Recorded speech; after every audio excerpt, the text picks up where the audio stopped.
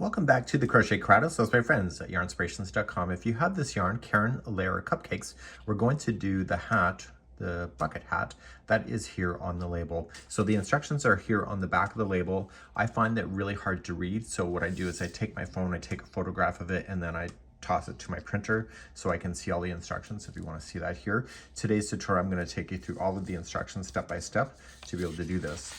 There's also a crochet diagram available on that small little thing as well that you'll be able to see right up here. So we're going to get started. You'll use a 6mm size J crochet hook today. I'm going to deviate from the pattern just slightly just to make it a little bit easier for myself because the yarn is transitioning on colors on its own. I want the colors to be transitioning in a kind of a way that makes sense. So I'm going to be demonstrating that today as well. So without further ado, let's grab our hook and let's go.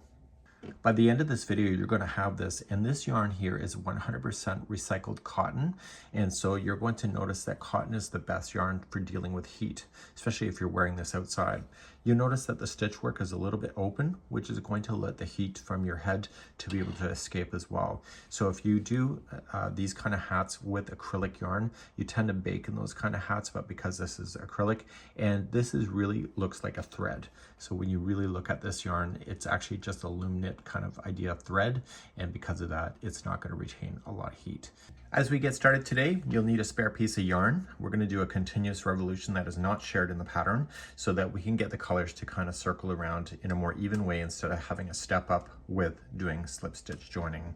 We'll keep that aside and we will grab our yarn. This yarn looks like it's loom knit, okay, and we're going to create a little slip knot with that first.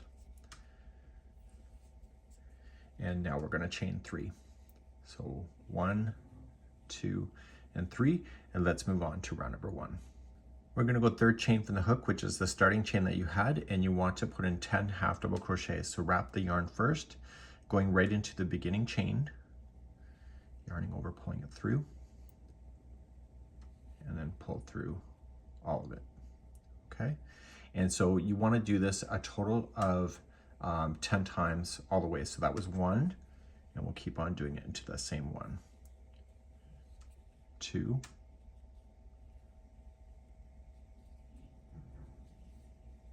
3, 4, 5, 6, 7, 8, 9, and 10. Now I'm going to teach you the way I would do it if you weren't watching me on camera. So I'm going to pull up a loop, and instead of joining it like it's saying to do, I'm just going to go into the base of that stitch where it's coming out of and just put a stitch marker in there. Just pull the yarn through, and every time you're at the end of a round, pull that through so that you'll be able to see what is the last stitch of the round so that it'll be a lot easier for you to follow.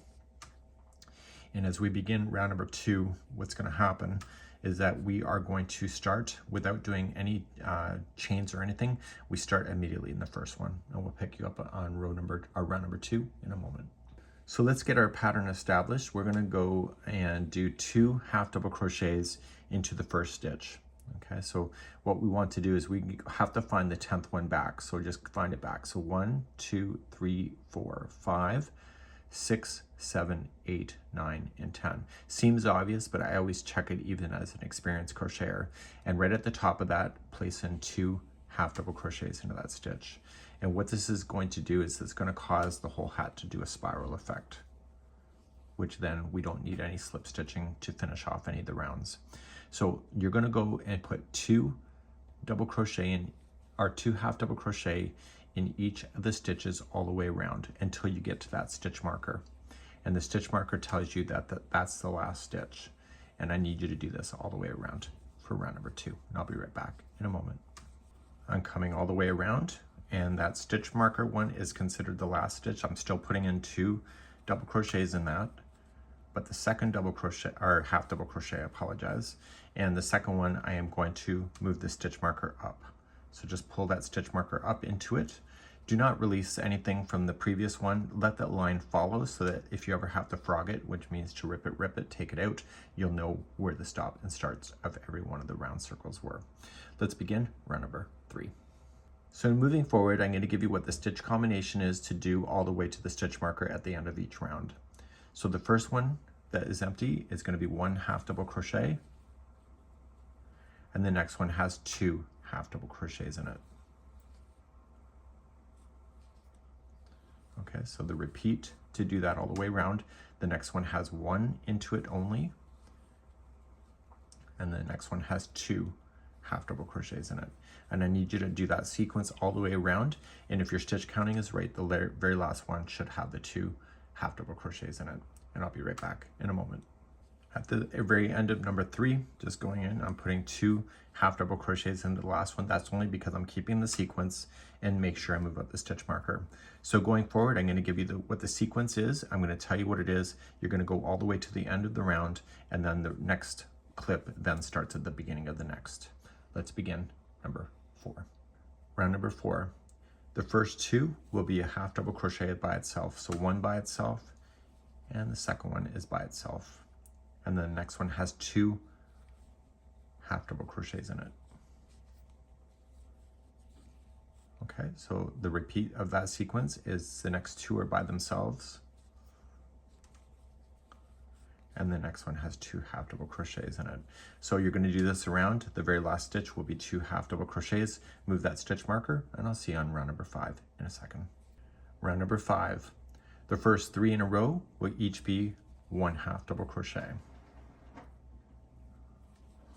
So 1, 2, and 3, and the next one has 2 half double crochets in it. So to recap the sequence, the first 3 are 1 half double crochet by itself. So we have 1,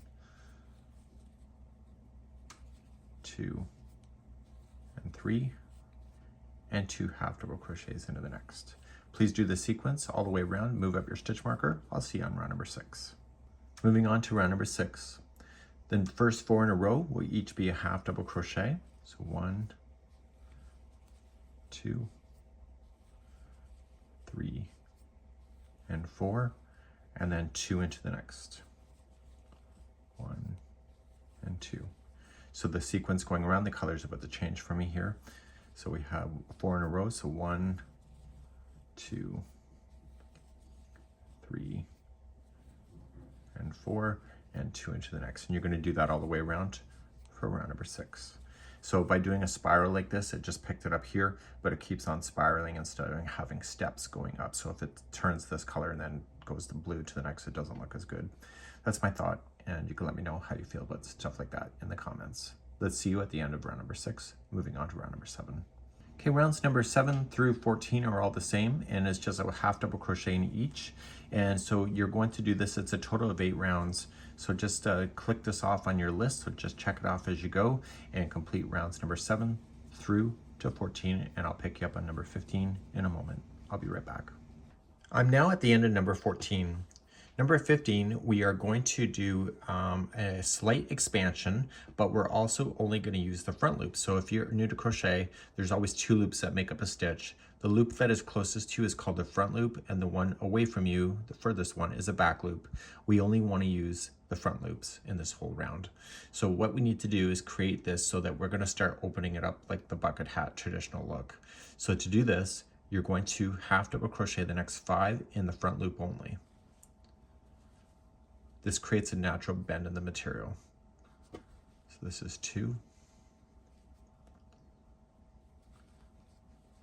3, 4, and 5. Now you're going to put 2 half double crochets into the next to create an expansion. So 1 and 2 share the same front loop. So to recap all the way around, what you're going to do is that you are going to put in a half double crochet in the next 5 front loops only. So we have 1, 2, 3, 4, and 5, and then 2 into the next one. And I need you to repeat that sequence all the way around for round number 15, and I'll be right back. Coming all the way around, the last one has 2 into it. That's just a matter of keeping sequence. And we're going to continue then to start for the next round, number 16. We're going to continue to build and make this bigger until we're at the very end. Let's begin number 16. Going back to using the tops of the regular stitches now, we are just going to start a sequence and continue it around. So the next 6 in a row will be half double crochet. So we have 1, 2, 3, 4, 5, and 6. And then the next one has 2 into the same one. Okay, so your sequence around for number 16 is a total of 6 by itself, and then 2 into the next, and you'll do that all the way around. Move up your stitch marker. I'll see you in the beginning of round number 17 in a moment. Round number 17, you're going to start off, and the first 7 in a row will be a half double crochet. So that was number 2, 3, 4, 5, 6, and 7, and then 2 into the next. So your sequence is 7 by itself and 2 into the next, and I'll see you at the beginning of round number 18. Number 18, let's begin, and we're going to do the first 8 by itself. 1, 2, 3, 4, 5, 6, 7, and 8, and then 2 into the next. And that's your sequence all the way around. So 8 by itself, 2 into the next. Please do that all the way around for round number 18. Round number 19. The first 9 are by itself. So we have 1, 2, 3, 4, 5, 6, 7, 8, and 9, and then 2 into the next. Okay, so that's your sequence. So 9 by itself and 2 into the next one. That'll take you around for round number 19. Round number 20. The first 10 will be by itself. 1, 2, 3, 4, 5, 6, 7, 8, 9, and 10, and then 2 into the next. So that's your sequence around, so 10 by itself, 2 into the next. Please complete this all the way around. And I just want to highlight, see, you don't have the step up when you're doing the slip stitching, so the colors just changed where it felt like it, and therefore it looks actually pretty decent no matter where you're looking in the hat. So see, it's not so bad as long as it's not all in the same spot, it works out. I'll be back at the end of the round, number 20. Let's begin our 21st and final round. We are just going to slip stitch all the way around. Make sure that when you slip stitch, you're giving it a bit of slack. We tend to slip stitch a little too tight, and that will change the shape. So you're going to slip stitch your stuff all the way around, and I'll see you at the end of the round in number 21 in a moment. So I'm coming back around, and I want to show you a way to finish this thing that will make it look consistent. So I'm on my very last one right here. I don't want to slip stitch it to the beginning one, because then you're going to see a definite line. But what I am going to do is that I'm going to cut this yarn a little short so that I can put this through a tapestry needle. So just pull this out. You can remove your stitch marker out later. And you're going to put that through a tapestry needle. Now, it's coming out of the last stitch right in the center. Do you see that? So you want to go into the next one as if it's a regular stitch from the back to the front. And you're going to pull that through. And when you pull this through, you want it to make it look like the same distance of an existing stitch you already had. And when you come back in, you want to go into the middle of where this one is coming out of. And I'm going to remove that stitch marker before I trap it into position. Okay. And so you make it look the same distance. and you're going to turn it around to the back of the hat, and you are going to cause this to tie itself into a knot.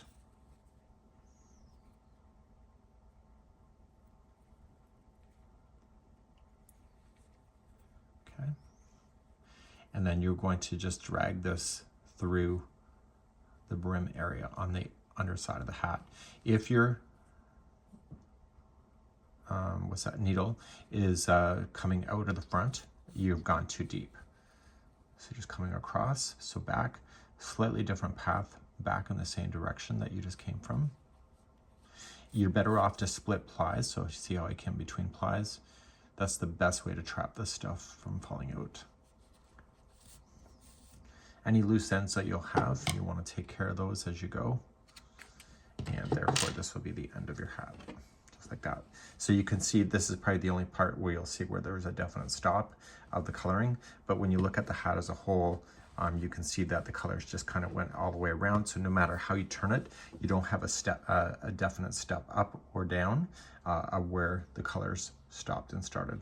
And this is it for today. The Happy Days bucket hat with crochet. By the end of this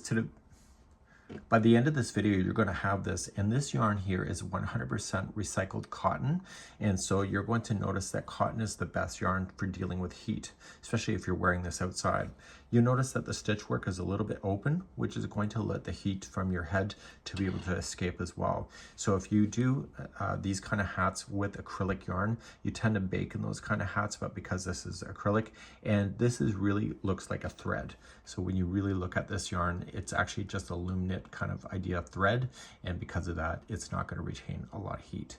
And that's it for today. So we're going to get started right now, right here.